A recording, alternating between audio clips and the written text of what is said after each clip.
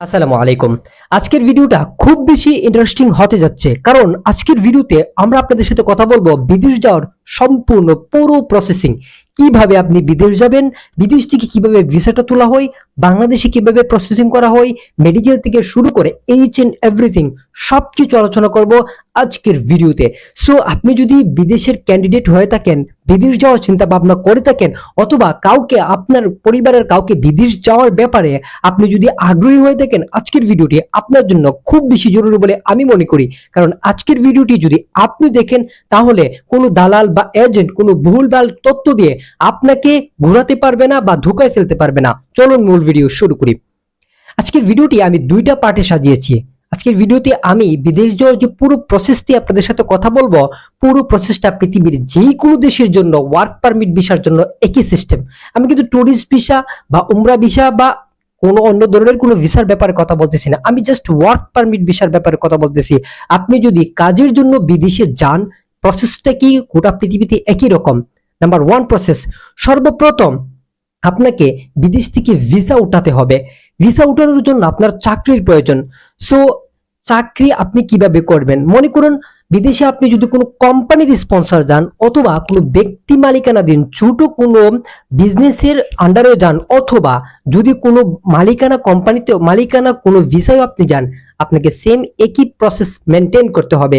যেই দেশে আপনি যাবেন, এই দেশের কোম্পানি অথবা মালিক ওই দেশের গভর্নমেন্টের কাছে ভিসার জন্য আবেদন করবে। ওই দেশের গভর্নমেন্ট উপযুক্ত মনে করলে ভিসা দিবে।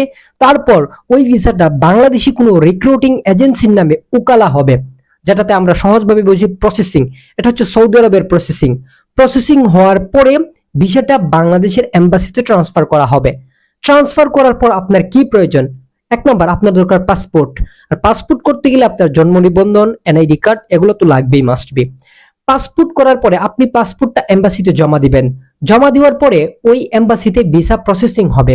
তারপর আপনার কিছু কাজ আছে, যেমন আপনাকে মেডিকেল করতে হবে।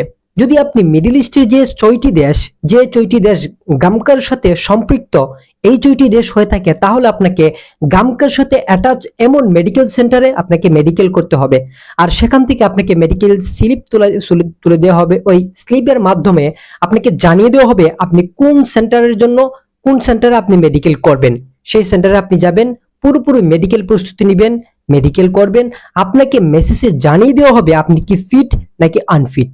এই মেসেজটা দেওয়ার পরে 72 আওয়ার্সের ভিতরে আপনার মেডিকেল ফিট আনফিট রিপোর্টটা গামকার অফিসিয়াল যে ওয়েবসাইট আছে সেখানে পাবলিশ করা হবে। মেডিকেলের কাজ শেষ।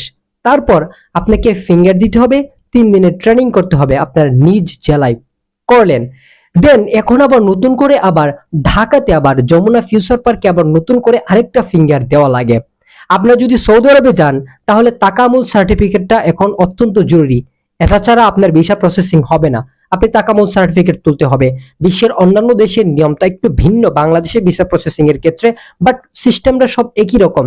সবকিছু যখন কমপ্লিট হবে, আপনার ভিসা প্রসেসিং কমপ্লিট, আপনার ট্রেনিং কমপ্লিট, আপনার ফিঙ্গার কমপ্লিট, তাকামুল সার্টিফিকেট কমপ্লিট, সবকিছু কমপ্লিট হওয়ার পর দেন আপনি টিকিট কাটবেন। সেটা হচ্ছে আপনার ফাইনাল রাউন্ড।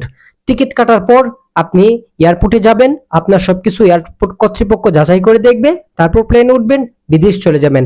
আপনি বিশ্বের যে কোনো দেশে যান, এই একই সিস্টেম। ভিসা উঠানোর ক্ষেত্রে বিশ্বের বিভিন্ন দেশে বিভিন্ন নিয়ম কানুন থাকতে পারে, বিভিন্ন ভিসার বিভিন্ন ক্যাটাগরি থাকতে পারে, বাট সিস্টেমটা আমি যেভাবে বললাম, পৃথিবীর যেই রাষ্ট্রতে যান সেই একই সিস্টেমে হয়। আজকের ভিডিওটা আপনাদেরকে একবারে টোটালি বলার কারণ হচ্ছে আপনারা বুঝতে পারবেন দালাল যাতে আপনাদেরকে ধোঁকা না দেয়। আর এই পুরো প্রক্রিয়ার মধ্যে টুকটাক আরো অন্যান্য কিছু কাজ থাকতে পারে, যেমন পুলিশ ক্লিয়ারেন্স তুলতে হবে। সেটা ব্যাপার না, 2-3 দিন বা 1 সপ্তাহের ভিতরে আইসা পরে পুলিশ ক্লিয়ারেন্স তুলতে হবে। তারপরে আপনার টিকার কিছু সার্টিফিকেট আছে, এটা তুলতে হয়। তো এই টুকটাক কিছু কাজ বাকি আছে। টুকটাক কাজগুলো আমি বললাম না, কারণ এগুলা সবাই জানে। বেসিক্যালি এই পুরো প্রসেসটা আপনি মেনটেন করে আপনি পৃথিবীর যে কোনো দেশে যেতে পারেন, এবং এভাবে এর বাহিরে আর কোনো কিছু নেই।